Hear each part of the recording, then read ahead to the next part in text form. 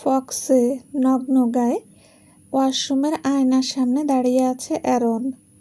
Aaron নিজেকে আয়নায় ভালোভাবে পরখ করছে। এতদিন যাবৎ অ্যারন আগের মতো নিজের দিকে তেমন খেয়াল দেয়নি, যার ফলে অ্যারনের সুদর্শন চেহারায়ও কিছুটা অবহেলার ছাপ পড়েছে। অ্যারনের দাড়ি অনেকটাই বড় হয়ে গেছে। অ্যারনের মনে পড়ে 1 মাস যাবৎ সে শেভ করেনি। এখন যে অ্যারনের নিজের প্রতি এমন বেখেয়ালি হলে চলবে না। এখনই তো আসল খেলা শুরু হবে। এসব কথা মনে মনে ভেবেই অ্যারনের ঠোঁটের কোণে বাঁকা হাসি ফুটে ওঠে। অ্যারন রেজার নিয়ে শেভ করে নেয়। শেভ করা শেষ হলে অ্যারন ঝর্ণার নিচে গিয়ে দাঁড়ায় আর শাওয়ার অন করে দেয়।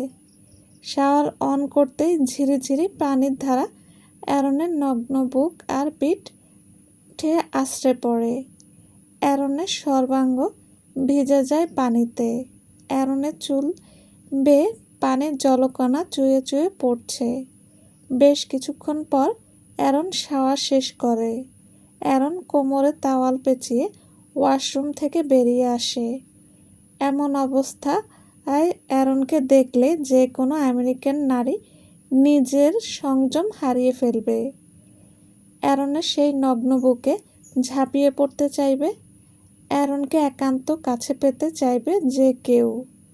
অ্যারন নিজের কাবার্ড খুলে নিজের জামা কাপড় বের করতে যায়। ঠিক তখনই অ্যারনের দৃষ্টি পড়ে একপাশে অযত্নে পড়ে থাকা অনুর ব্যবহৃত কাপড় চোপড়ের উপর। অ্যারন কিছুক্ষণ এক দৃষ্টিতে সেদিকে তাকিয়ে রইল।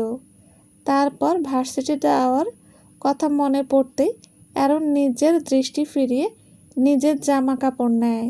তারপর কাবার্ডটা জোরে শব্দ করে লাগিয়ে দেয়। অ্যারন রুমেই চেঞ্জ করে নেয়। আজ অ্যারন ক্যাজুয়াল গেট আপে রেডি হয়েছে।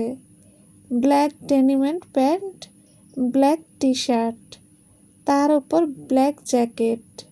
চুলগুলো স্টাইল করে ব্রাশ করা, সব মিলিয়ে অসাধারণ লাগছে অ্যারনকে। অ্যারন সানগ্লাস আর বাইকের চাবি নিয়ে বেরিয়ে পড়ে। অন্য সময় অ্যারন গাড়িতে চলতে কমফোর্টেবল হলেও আজ দিনটা মেঘাচ্ছন্ন হওয়ায় বাইক রাইডিং এর ভূত চেপেছে অ্যারনের মাথায়। বাইরে এসে গ্যারেজ থেকে নিজের বাইক নিয়ে নেয়। তারপর বাইকে বসে অ্যারন বাইক স্টার্ট দেয়। অ্যারন হাই স্পিডে বাইক নিয়ে বেরিয়ে পড়ে। জঙ্গলের সরু রাস্তা দিয়ে অ্যারন হাই স্পিডে বাইক চালিয়ে যাচ্ছে। বাইকের স্পিড এতটাই বেশি যে অ্যারন যে দিক দিয়ে যাচ্ছে তার আশেপাশে পড়ে থাকা পাতাগুলো উড়িয়ে দিয়ে যাচ্ছে। অন্যদিকে ভার্সিটি গেটের থেকে সামান্য দূরে একটা বেঞ্চের ওপর মন খারাপ করে বসে আছে। ওই রাতের পর রোজ অ্যারনকে আর দেখেনি। রোজের আর সাহস হয়নি অ্যারনের বাড়ি যাওয়ার। পরে যদি হিতে বিপরীত হয় এই চিন্তা করে রোজ অ্যারনকে আর বিরক্ত করেনি। কিন্তু অ্যারনকে দেখতে না পেয়ে রোজেরও ভালো লাগছে না। আজকাল রোজ ভার্সিটিতে তেমন আসে না। যেদিন যেদিন অ্যারনের ক্লাস সেদিনই শুধু ভার্সিটিতে আসে অ্যারনকে এক নজর দেখার আশায়। রোজের এই আশা কখনো পূরণ হয়, আবার কখনো পূরণ হয় না। কারণ অধিকাংশ সময় অ্যারন ভার্সিটিতেই আসে না। আজ অ্যারনের ক্লাস আছে, তাই রোজ ভার্সিটি এসেছে যদি অ্যারনের দেখা পায় এই আশায়। ক্লাসের সময় হওয়ায় রোজ উঠে দাঁড়ায় আর ক্লাসের দিকে যাওয়া শুরু করে। ঠিক তখনই বাইরে বাইকের শব্দ পেয়ে রোজ থেমে যায়। রোজ পিছনে তাকায় জিনিসটা বোঝার জন্য। আর সাথে সাথে রোজ অ্যারনকে দেখতে পায়। অ্যারনকে দেখেই রোজের মুখে হাসি ফুটে ওঠে। রোজ পলকহীনভাবে অ্যারনের দিকে তাকিয়ে থাকে। অ্যারন বাইকটি থামিয়ে নেমে পড়ে। অ্যারনকে এমন আগুন রূপে দেখে সবাই অবাক হয়ে তাকিয়ে আছে। সবাই অ্যারনকে সাধারণত ফর্মাল গেট আপে দেখে অভ্যস্ত। ফর্মাল গেট আপেই অ্যারন যথেষ্ট হ্যান্ডসাম লাগে, আর আজ এমন গেট আপে অ্যারনকে দেখে সবাই হা হয়ে আছে, কিন্তু অ্যারনের এসব দেখার সময় নেই। অ্যারন বাইকের চাবিটা এক স্টুডেন্টের দিকে ছুঁড়ে মারে আর বাইকটা পার্ক করতে বলে ভেতরে চলে যায়। অ্যারন যেতেই রোজ খুশি মনে ক্লাসে গিয়ে বসে। রোজের এমন ফুরফুরে মেজাজ প্রেশা ঠিক লক্ষ্য করে। প্রেশা রোজের কাছে এসে জিজ্ঞেস করে, কিরে, কিছুক্ষণ আগেও মুখটা প্যাঁচার মতো করে রেখেছিলি, এর মধ্যে কি এমন হলো যে তোর মন ভালো হয়ে গেছিল? সিক্রেট। প্রেশা ব্রু কুচকে রোজের দিকে তাকায় আর জিজ্ঞেস করে, এই, তুই আবার নতুন করে কারো সাথে প্রেম টেম করছিস নাকি? তোর হাবভাব তো তাই মনে হয়। রোজ বিরক্তি নিয়ে প্রেশাকে বলে, তুই চুপ থাকবি? প্রেশা আপাতত এই টপিকটা ঘুরিয়ে অন্য কথা বলা শুরু করে। আচ্ছা, এসব বাদ। অনুকে ছাড়া কিছু ভালো লাগছে না, তাই না রোজ? কত মিশুক ছিল মেয়েটা, ওকে ছাড়া সব কিছু খালি খালি লাগে। কোথায় যে হারিয়ে গেল মেয়েটা? অনুর কথা শুনে রোজ মাথা তুলে আর অনুভূতি শূন্য কণ্ঠে বলল, হ্যাঁ, ঠিক বলেছিস। প্রেশা আরও কিছু বলবে তার আগে ক্লাসে টিচার এসে পড়ে আর প্রেশার নিজের জায়গায় চলে যায়। পরপর 3টা ক্লাস ভালোভাবেই কেটে যায়। এই 3 ক্লাসে রোজ শুধু ছটফট করেছে, শুধু ভেবেছে অ্যারনের ক্লাস কখন শুরু হবে। 4র্থ পিরিয়ডে অ্যারন ক্লাস নিতে আসে। অ্যারন ক্লাস করাচ্ছে আর রোজ শুধু অ্যারনের দিকে তাকিয়ে আছে। রোজ ভেবে পায় না, পুরুষ হয়েও অ্যারন এত সুদর্শন কেন? অ্যারনের দিকে তাকালে রোজ দিন দুনিয়া ভুলে যায়। অ্যারন যে রোজের চাইতে এও গভীরভাবে চাই। অ্যারন রোজের সব কার্যকলাপ ঠিকই দেখছে, কিন্তু তবুও অ্যারন কিছু বলে না। ক্লাস শেষে অ্যারন বেরিয়ে যেতে লাগে। অ্যারনকে যেতে দেখে রোজের মন খারাপ হয়ে যায়।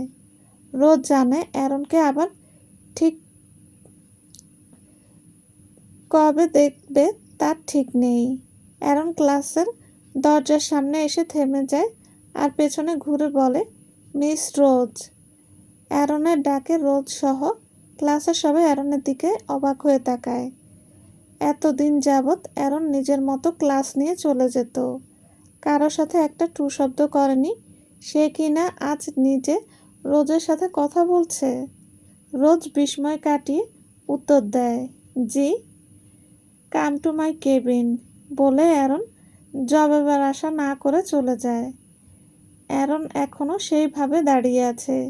রোজের বিশ্বাস হচ্ছে না অ্যারন তার সাথে কথা বলেছে, তাকে কেবিনে ডেকেছে। কেবিনের কথা মাথায় আসতেই রোজ সব গুছিয়ে তাড়াতাড়ি অ্যারনের কেবিনের দিকে চলে যায়। রোজ অ্যারনের কেবিনের সামনে দাঁড়িয়ে আছে। রোজের হার্টবিট লাফাচ্ছে। কামিং, মিস রোজ। অ্যারনের কণ্ঠ রোজের কানে আসতেই রোজ খানিকটা চমকে ওঠে। রোজ নিজেকে ধাতস্থ করে কেবিনের দরজা ঠেলে রুমে ঢোকে। রোজ দেখে অ্যারন বিপরীত দিকে মুখ করে আছে। রোজ নিজের ঠোঁট জিহ্বা দিয়ে একটু ভিজিয়ে অ্যারনকে ডাকে, অ্যারন। রোজের ডাক শুনতেই অ্যারন রোজের দিকে ফিরে। অ্যারনের চেহারায় গম্ভীর্য ভাব স্পষ্ট। রোজ অ্যারনকে জিজ্ঞাসা করে, আমাকে ডেকেছো অ্যারন? রোজের এমন কথায় অ্যারন ব্রু কুঁচকে ফেলে। আসলে রোজ অ্যারনকে তুমি করে বলায় অ্যারন এমনটা করে, কিন্তু পর মুহূর্তেই অ্যারনের ঠোঁটের কোণে বাঁকা হাসি ফুটে ওঠে। বাঁকা হাসি নিয়েই অ্যারন বলে, I have a proposal for you, miss Rose. Wanna marry me? অ্যারনের এমন কথায় রোজ চোখ বড় বড় করে তাকিয়ে থাকে। রোজের বিশ্বাস হচ্ছে না অ্যারন তাকে বিয়ের জন্য প্রপোজ করলো মাত্র। রোজের চুপ করে থাকতে দেখে অ্যারন বিরক্ত হলো। বিরক্তি নিয়েই অ্যারন বলল, if you don't interested then tell me. Rose সাথে সাথেই বলে, আমি রাজি, আমার কোনো সমস্যা নেই। ওকে, কাল বিয়ের কথা বলতে তোমার বাসায় যাব। So be ready for today. You can leave now. অ্যারনের কথা মতো রোজ বেরিয়ে যায়। বিস্ময়ের সাথে সাথে রোজ আজ অনেক খুশি। এতদিনে তার সব চেষ্টা সফল হলো আজ। আর কিছু সময়, তারপর অ্যারন শুধু তার হবে। এসব ভাবতে ভাবতেই রোজ খুশি মনে বাসার জন্য বেরিয়ে পড়ে। অন্যদিকে রোজের যাওয়ার দিকে তাকিয়ে অ্যারন বাঁকা হাসে। অ্যারনের প্রথম পদক্ষেপের সম্পূর্ণ হলো মাত্র। আসলে কি চলছে অ্যারনের মস্তিষ্কে? দিনের আলোকে গ্রাস করতেই হয় রাতের আগমন। কিছুক্ষণ আগেই অ্যারন বাড়ি ফিরেছে। অ্যারন কোনো দিকে না তাকিয়ে সোজা নিজের রুমে চলে যায়। রুমে এসেই অ্যারন নিজের কাবার্ড খুলে অনুর ব্যবহৃত সব জিনিস কাবার্ড থেকে তুলে তুলে সব ফ্লোরে ছুঁড়ে ফেলতে লাগে। অনু সব জিনিস ফেলার পর অ্যারন সেই কাপড় চোপড়ের সামনে এসে দাঁড়ায়। অ্যারন কিছুক্ষণ সেগুলোর দিকে তাকিয়ে থাকে। তারপর নিজের পকেট থেকে গ্যাস লাইট বের করে অনু সেই ব্যবহৃত জিনিসপত্রতে আগুন লাগিয়ে দেয়। দাউ দাউ করে আগুন লেগে যায় অনুর সেই ব্যবহৃত জিনিসপত্রে। আর অ্যারন অনুভূত শূন্য চোখে সেদিকে তাকিয়ে থাকে। এর মধ্যে এরিক অ্যারনের রুমে আসতে আসতে বলতে থাকে, ভাই আমাকে ডেকেছে। কিন্তু কথা সম্পূর্ণ হওয়ার আগে এরিক আগুন দেখতে পেয়ে হন্তদন্ত অ্যারনের রুমে ঢোকে আর অস্থির হয়ে অ্যারনকে জিজ্ঞাসা করে, ভাই আগুন লাগলো কিভাবে? তুমি এখনো এটা নিভাচ্ছ না কেন? বলে এরিক আগুন নেভানোর জন্য ব্যস্ত হতেই অ্যারন গম্ভীর গলায় বলে ওঠে, এরিক ডোন্ট। অ্যারনের কথা এরিক থেমে যায় আর অবাক নয়নে অ্যারনের দিকে তাকায়। এরিক বুঝতে পারছে না অ্যারনের এমন ব্যবহার করার কারণ কি। অ্যারনের মতো এরিকও জ্বলন্ত আগুনের দিকে তাকায় আর দেখে মেয়েদের পোশাক। তার মানে এগুলো নিশ্চিত অনুর। ভাই ভাবে জিনিসপত্রে আগুন লাগলো কিভাবে? আর এসব তুমি দাঁড়িয়ে দাঁড়িয়ে দেখছো? আমি লাগিয়েছি আগুন। এরিক এমন জবাবের জন্য হয়তো প্রস্তুত ছিল না। এরিককে এর মনে হয় আজ অবাক হওয়ার দিন। এরিক কথা বলা ভাষা হারিয়ে ফেলেছে। কিন্তু অ্যারন এসব কোনো কিছুকে পাত্তা না দিয়ে সোফায় গিয়ে পায়ের উপর পা তুলে আরাম করে বসে আর বলে, তোমাকে যার জন্য ডেকেছিলাম। ড্যাডকে আজকে ফক্স আসতে বলো। কাল আমাদের রোজের বাসায় যেতে হবে। সেখানে ড্যাড এর সাথে জরুরি। রোজের বাসায়? অ্যারন বাঁকা হেসে বলে, রোজের বাসায়। আমার আর রোজের বিয়ের কথাবার্তা বলতে কাল আমরা রোজের বাসায় যাব। এরিক কিছু বলবে তার আগে অ্যারন হাত দিয়ে ইশারায় এরিককে থামিয়ে দেয় আর শক্ত গলায় বলে, যা বলছি তাই কর। বেশি কথা পছন্দ না আমার। অ্যারনের এমন শক্ত কথায় এরিক আর কিছু না বললে তা আর মাথা নিচু করে রুম থেকে চলে যেতে থাকে। কিন্তু অ্যারন পিছন থেকে এরিককে বলে, আর হ্যাঁ, এই খবর অবশ্যই জ্যাকের কানে পৌঁছে দিবি। ও আমার চরম কাছের বন্ধু, ওকে না জানালে চলে? কথাটা বলার সময় অ্যারনের ঠোঁটের কোণে শয়তানি হাসি লেগেছিল। এরিক মাথা নেড়ে সায় জানিয়ে চলে যায়। এরিক যেতেই অ্যারন পুনরায় অনুর সেই অনুর সে পুড়ে যাওয়া জিনিসপত্রের দিকে দৃষ্টি দেয়। এতক্ষণে সব জিনিস পুড়ে ছাই হয়ে গেছে আর আগুনেও নিভে গেছে।